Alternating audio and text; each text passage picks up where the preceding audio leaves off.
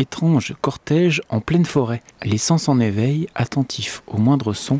Après une marche de 6 km proposée par le parc naturel du Pilat, une centaine de randonneurs sont invités à écouter les chanteurs d'oiseaux. Deux naturalistes dont la passion consiste depuis l'âge de 7 ans à imiter le chant des différentes espèces. On connaît les oiseaux et on essaie de transmettre justement ce bonheur simple qui est d'admirer la nature, d'admirer des choses gratuites qui sont encore là et qui font nous sentir vivants. On ne peut pas juste s'accommoder des 10 ou 15 espèces qu'on peut rencontrer sur le parcours.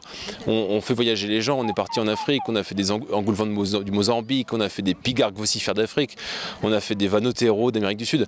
On est aussi là pour en mettre aussi dans les oreilles des gens, pour que d'un seul coup ce soit un voyage poétique et sonore.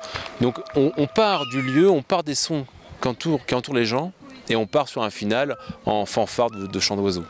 Récemment révélés par leur participation aux Victoires de la musique classique ou encore à la cérémonie des Molières, le duo se produit désormais partout à l'international, dans les salles de théâtre ou dans les bois, comme ici sur les hauteurs du Bessat. Il y a eu un moment, il y a des mésanges qui ont répondu, qui étaient en groupe et voilà, eux sifflent et puis les mésanges leur répondaient. Comme il y a eu peu d'oiseaux, ils ont beaucoup, eux, joué, c'était plein d'humour, ils ont imité presque des combats, des parades amoureuses et le saxophoniste était là pour jouer avec eux. Ça a été un moment à la fois très poétique et vraiment plein d'humour. Après une interaction improvisée avec les mésanges de passage au-dessus des visiteurs du soir, les deux siffleurs sont rapidement rejoints par un saxophoniste pour entraîner les auditeurs dans un univers humoristique et insolite. Vraiment extraordinaire, on avait l'impression d'être avec les oiseaux.